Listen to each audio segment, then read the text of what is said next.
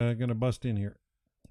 Hey, good evening, folks. Welcome back to our Zoom Daily with Rabbi Shlomo Schwartz to a realistic map of meaning, where he's been going into great depth on charity laws, and it's so enlightening and useful and functional. And so let's just jump in and see how the rabbi's doing tonight.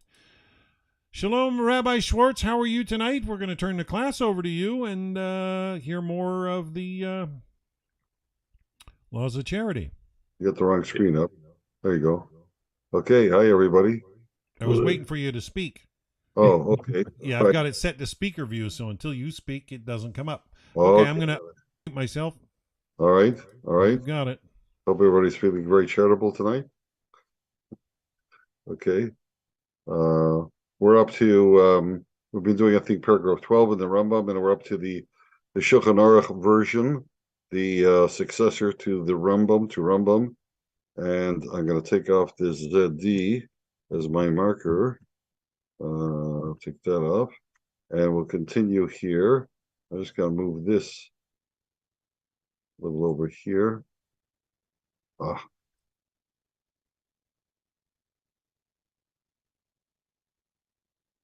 There's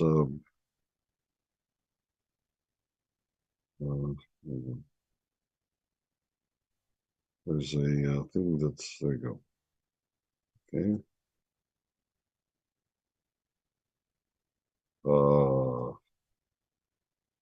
That's just I'm having a little trouble here with my cursor. Okay.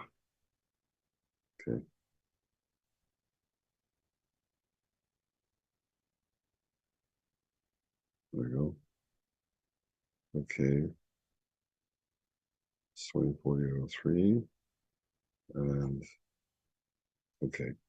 Regarding orphans, because we were talking about orphans, we do not levy an obligation to give charity, even for the cause of redeeming captives, but maybe really, in our view, might be life and death, but so we've got to raise money to get them out of there.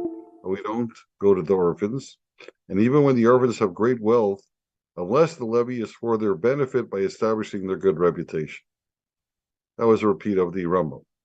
The Rambam adds from Moshe Isserlis, this applies only to charitable causes that have no set measure, or that have a set measure on the property of the orphans, but they are able to wait until they achieve independence, as in the case where they have tevel, I'll explain in a minute, from which they do not need to eat now. Okay, what's tevel? So, tevel is all produce that's grown in Israel after it's harvested. It has the status of tevel, which means mixed. It's a mixture. And what has to happen first is you have to take a portion and give it to the priest, to the Kohen. And they suggest 2%, but really any portion will do it. And that now, before that, no one could eat the mixture. It was because it had this portion for the Kohen mixed into it, which was holy food. The Kohen had to eat it in a state of purity, and so the food, the portion was considered holy. And while it was mixed in, no one could eat it until it was separated and identified. And that was true for anybody. Even the Kohen could not come and eat this mixed produce until the owner had taken off a portion and said, this is for the Kohen.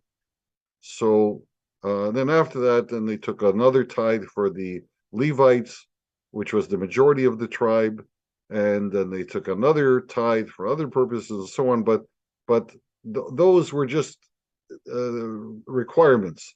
But it didn't make the food untouchable. Tevel made it untouchable. So they're talking about they have tevel, they have this food that hasn't been separated, and they don't need it. They don't need it right away. They can keep it in storage. There's a certain time frame where they should have separated it out, but they don't have to do it right away, and they have other food to eat. So he's saying that this is on a charitable cause that has no set measure, or even if it does have a set measure, but you can wait for the orphans to achieve in the independence so they can look after it, as is the case where they have table and they don't need to eat now, so you'll just leave it. You don't have to take it off from them. Let them look after it when they mature. However, if they do need to eat from it now, then we do take maser and truma for them. Truma is the name of the portion that goes to the Kohen, to the priest. Maser is the portion that goes to the Levi afterwards. And so we then, if they have to eat now and they're too young, like orphans, they may be, they're not age of majority yet, so they need an adult to take it off for them. So there's a trust, we call him a trustee, that's in charge of their assets. So he could take it off for them so that they can then eat the rest. So the same applies to charity that does have a set measure, as in the case where they have poor relatives that had a stipend from their father each year and now have nothing to eat but for this, unless they go begging door to door, which may be shameful for the orphans. So they're contemplating that you have a wealthy family, they had poor relatives. Every family has poor relatives, and Dan, this goes back to you. You raised this. It took us a while to get to this out in the open, but every family has poor relatives, and the arrangement in this family was that their father supplied his poor relatives with a stipend. They had enough to get by. Now he died, and his kids are not of the age of majority, so they can't deal with the financials, and these poor relatives, where they're going to have to go begging door to door. Otherwise, they're going to, and that wouldn't be nice for the orphans themselves. So here, the trustee is allowed to go in and give it off. Then the guardian or trustee can take from their inheritance the set measure for the relatives, because it was a set amount. Charity collectors may not accept. So that was one issue. If it was an unending stream, they wouldn't be able to, because that's up to the orphans themselves how much they're going to give.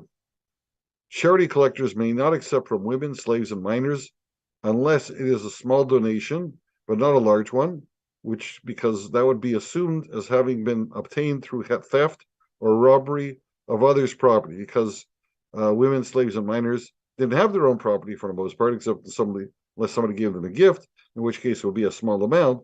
So they don't have their own stuff. So if they're giving you a large amount, they took it out of their master or their husband's property. That was the arrangement, the financial arrangement. The question of how much is considered a small amount is defined by the relative wealth or poverty of their master.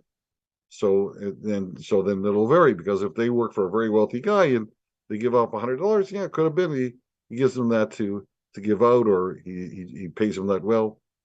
All this is under normal circumstances. However, if the master expresses concern over the smallest amounts, it is forbidden to accept from them. That would be anything.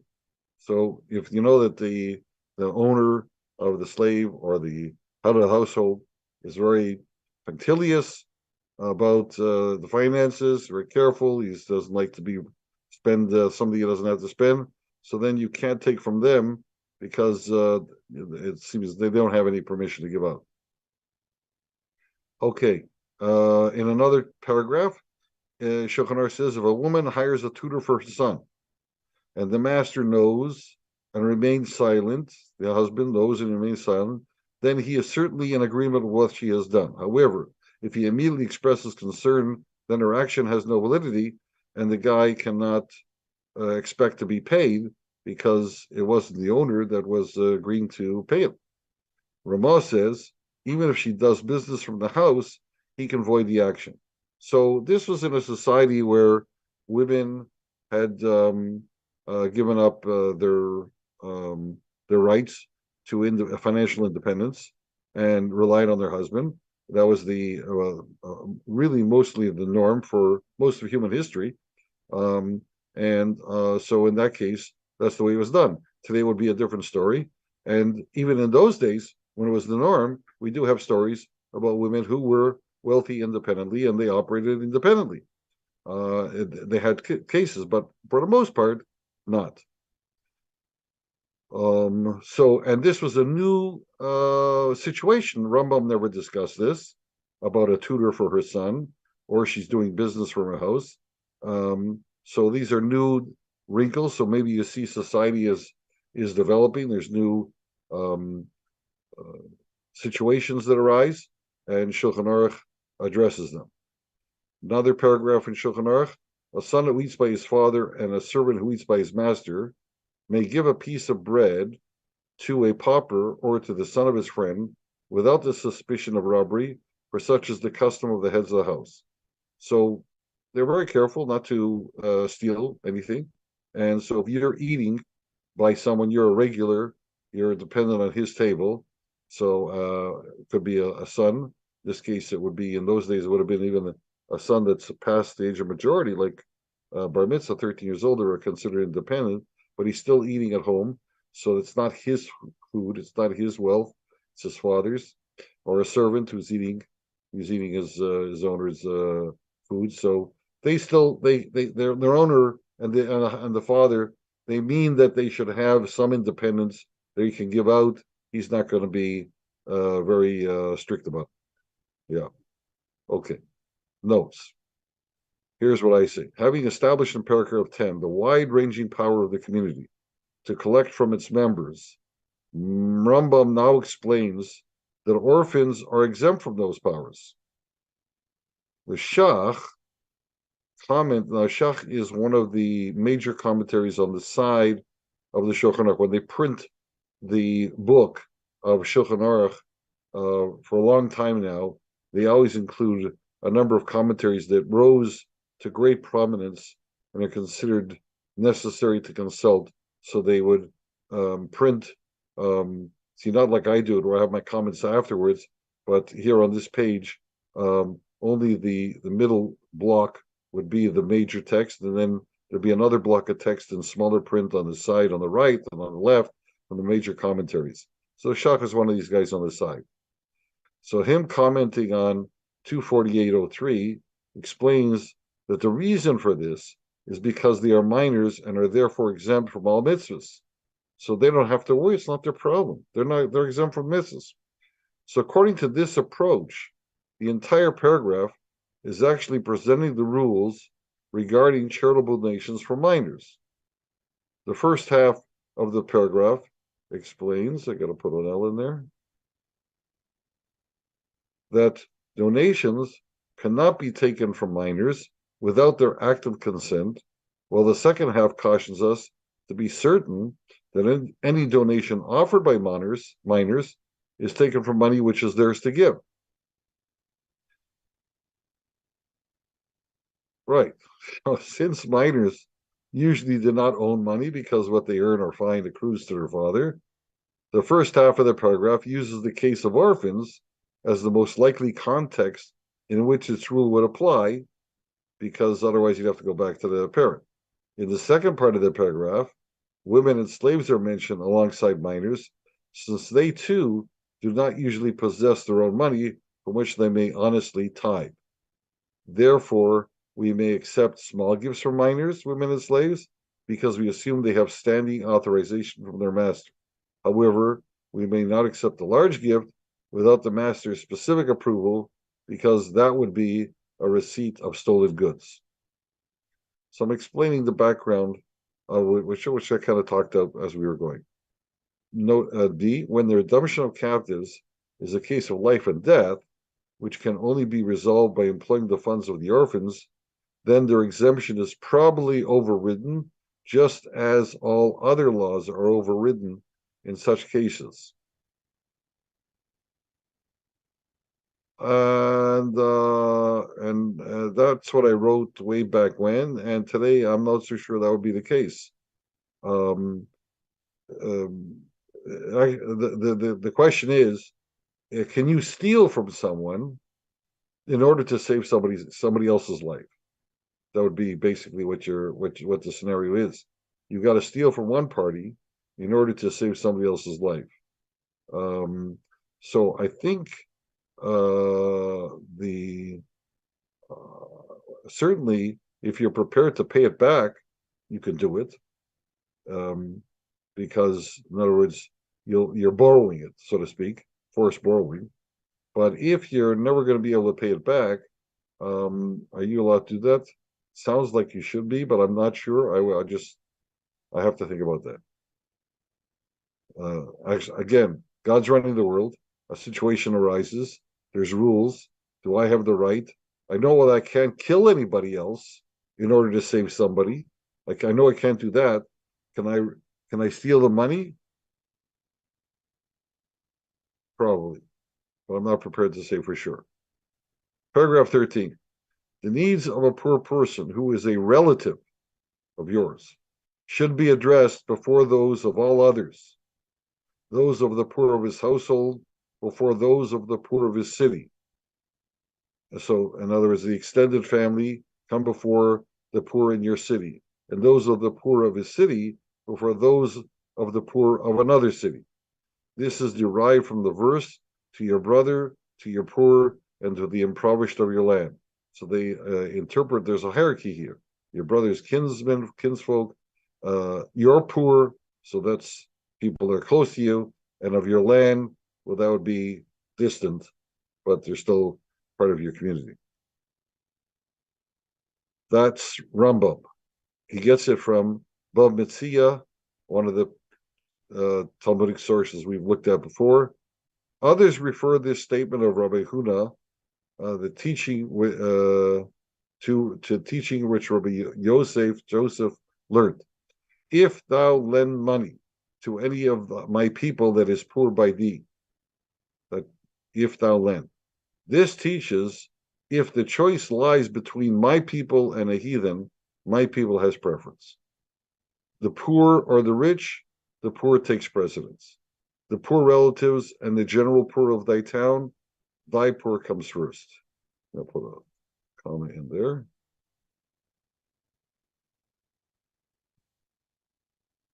The poor of thy city and the poor of another town. I can do this again. The poor of thine own town have prior rights. That's the Talmud. Let's see what Shulchan Aruch said. Giving to one's sons and daughters who have matured and for whom he is no longer responsible for their sustenance, for the purpose of enabling his sons to learn Torah and to guide his daughters in proper conduct. So those are several scenarios. And also giving gifts to his father when they rely on them, on those gifts. All this is counted as charity. So he's introducing a whole new thought. You're giving money out. You think maybe it's not charity because you're looking after your kids, you're looking after your parents. So you might say, well, just it's family, but they need that money. So he's counting it as charity. Moreover, he must give them precedence over others, even if it is not actually his son or father, but his relative. Still, he must give him precedence over any other. A paternal brother is prior to a maternal brother. There was the closeness was attracted by the father more so than the mother. It was actually by the mother, but more by the father. The poor of his household are prior to the poor of his city. The poor of his city are prior to the poor of another city. And Ramah adds, those that are habitually in the city are called the poor of the city, and they are prior to other paupers who come there from other places. And so you can read between the lines and say that they had more traffic going around, and now he has to mention how to deal with people that are traveling paupers, basically. The inhabitants flock. They went around. You had to go around and putting yourself at better risk. But if you go on, this is what happens today. I'll talk about that in a minute. The inhabitants of Israel are prior to those that dwell outside of Israel. I think I mentioned this the other day, but let me finish off his. Ramah says his own welfare is prior to all others, and he's not obligated to give charity until he has provided for himself. Afterwards, he should give precedence to his father and mother if they are needy, for they are prior to his children.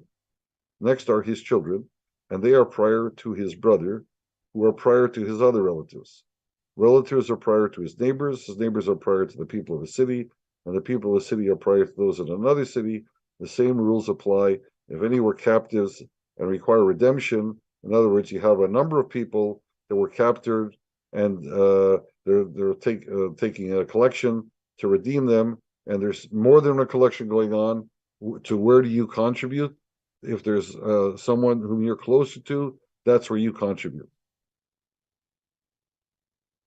Okay, I will interject here personal experience that today, I think I mentioned this, that in Israel there are many poor people that come across bad circumstance. Today, you can travel far and wide, and they do. They come. Many people come, and they go around and they knock on doors. They primarily they do two things. They come to the synagogues, and they'll go around and everybody give them a buck or 50 cents. Most people give them something. And so you can quickly gather in an amount. I wouldn't say a handsome amount, but an amount. But then there's also, they get lists. They know the people help. They provide lists.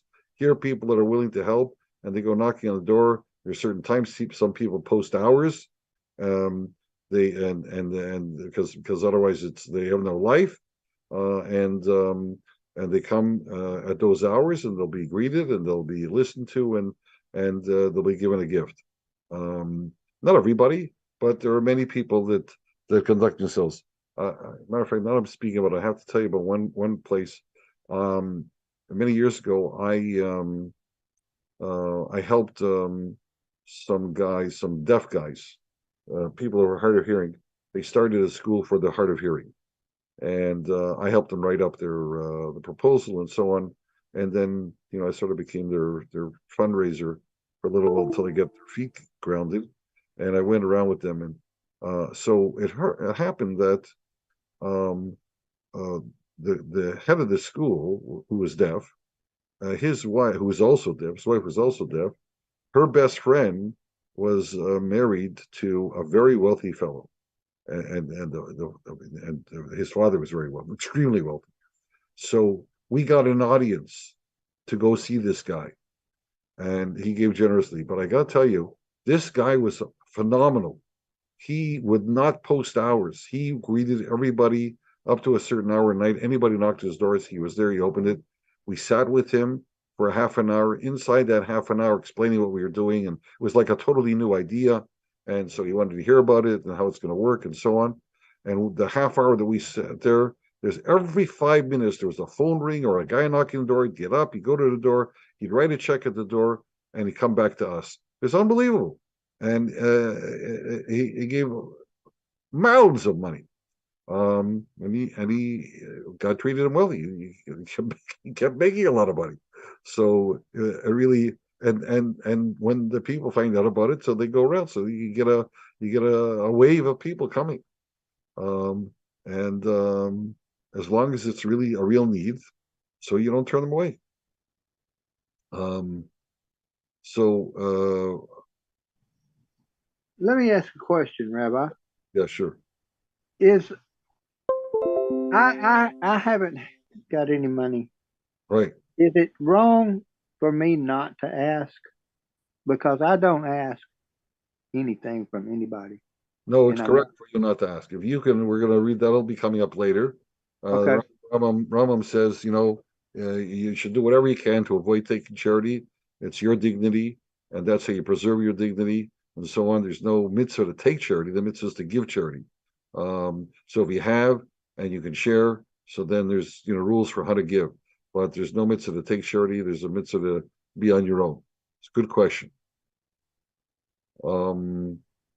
Okay, so where are we now?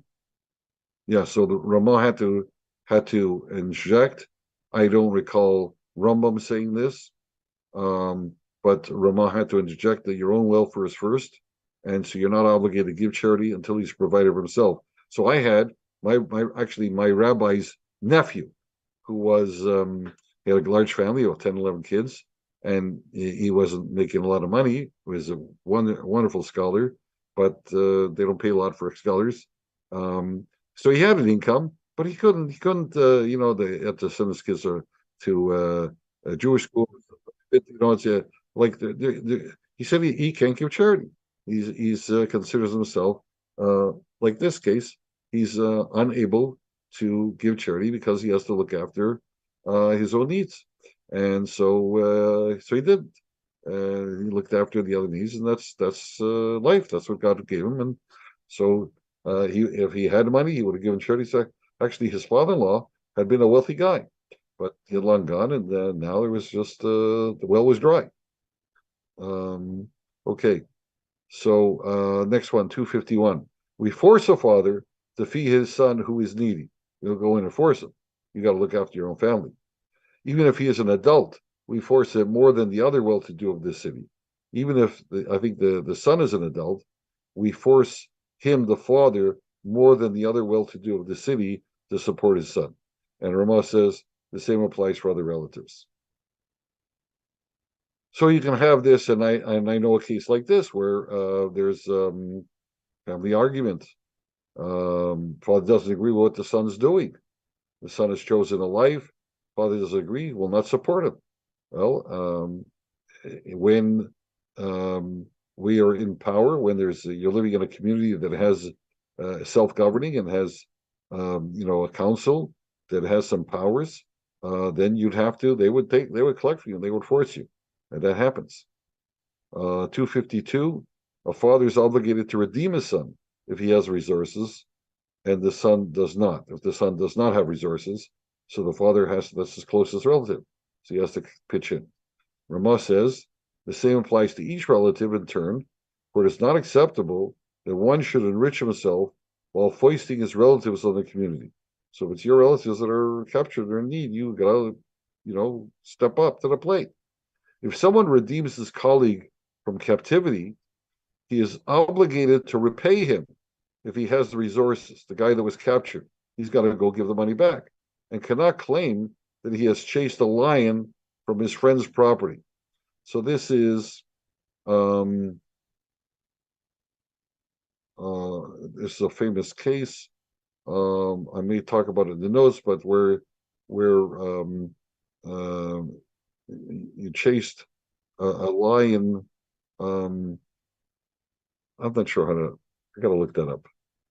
Normally, if you chase a lion from your friend's property, so you provided a service. So does he have to pay you? No. But here he's saying cannot claim that he's chased. It doesn't make sense. I'll have to look that up. He must also repay him immediately. When in other words, the guy that was captured gets out, now he has to repay him immediately. And he's not allowed to negotiate with him. Oh, if I would, you gave too much. Afterwards, if he thinks he has overcompensated, he can claim so in court. But the first thing is give him back the money that he put out. Without this, no man would put up redemption for his neighbor because, nobody's going to contribute if they have no, you're not going to pay back. You won't appreciate it. So they have to be an expectation that it'll be appreciated. Exactly. 250. So you see, they had all these cases. These are people. When dispersing charity, one must be careful not to give more to his relatives than to others. When dispersing charity, one must be careful not to give more to his relatives than to others. I don't know if I have notes on this. What he's saying is the priority is your relatives, but not the amount. You can't favor them with more and then make others suffer for that. I think that's what he means. And Ramah says this only applies to the treasurers of the community chest. Oh, so he's putting a cap on this. But individuals are permitted to disperse their donations or tithes to whomever they wish among their relatives, for they take precedence, as we have explained above in 251. See the previous page. So so in other words, what the Shulchan Aruch means is if you're the treasurer of the community chest and you have relatives that are applying to the community fund, so yes, you should give them first, but not more than the others. It's not your money. So you have enough, That makes much better sense for right? sure. Yeah. So in other words, you have enough to give everybody $100. So you give them first. You give everybody their $100, but you give them first because of your relatives. But you don't give them 200 and everybody else 50. That you don't do. Conflict of interest, yeah. Right. Notes. When listing, oh, that's it. We're up to here. For For Sunday. Yeah. And Now, Sunday, are we going to be a half hour later? Is that okay with you? I can make it work. Okay. So that way I'll be able to come in. We'll chat a bit. I was going to do it in 15 minutes, but then I'd be coming in, short. Very last minute, sure. Yeah, Okay. so this way, yeah. We So, don't- guys, I will open the Zoom meeting at 6 o'clock on Sunday, but I'll advertise it an hour before, and Right. we'll go for 6:30 Sunday night. And Rabbi, we wish you a Shabbat Shalom, and look forward to it till then. But yeah, this is getting quite detailed, and answers a lot of questions as far as what true justice is in a lot of matters, for sure. And this is only the first of 4 chapters. We're still in the first chapter. Okay. Interesting. So they discuss a lot of life, and life has its wrinkles. So Yeah, everybody have a great weekend. Shabbat Shalom. And thank you so much, Rabbi. Anybody got any questions, comments? Ask. Robbie, Ronald, any last comments before we close for the night? You're on mute. Get myself unmuted. Yeah, all this information, is that relevant to Noahides as well, to live by those standards? If you can draw out the moral imperative behind the scenes, and I think the more that the rabbis explain it, the more we get and understand the moral imperative behind, and the whole idea of looking after your own, before others in your neighborhood or community, takes priority, and when you're where it came from. yeah, and when you're dealing with elderly parents and things like that, I mean, Right. you've got to own it. 100% to Noahides. That to the extent that you're able to do it. I mean, again, we start with a budget, right? Yeah. So on, Yeah, but Guri online, Rabbi, he says, feeling better as we go. He says the explanations really help to ease the concerns. Okay, very good. Okay. Yes, well, it helps. It's like I say, it's good grounding in any aspect of whatever your beliefs are of how to perform in an equitable way through your life. And it unmuddies the water for sure. Yeah, my own feelings about having studied this is that it gives you such a backdrop in so many situations, because when you study this and you read it over and over, so it percolates out to you the concern for people and the consideration and also the awareness of who's out there and the charlatans and the how the different needs, etc. So how you have to weigh it, and you have to make priorities and so on. All part of life, right? But part of holy life. So there's answers, but you have to work them out.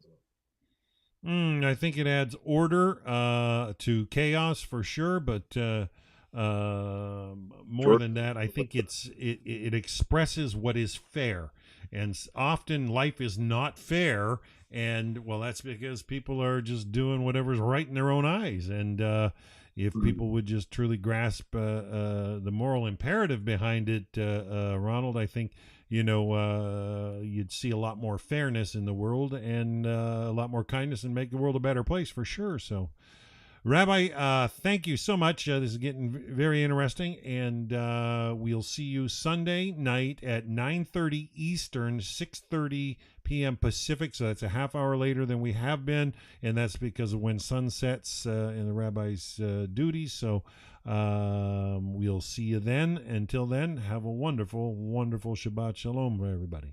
Right.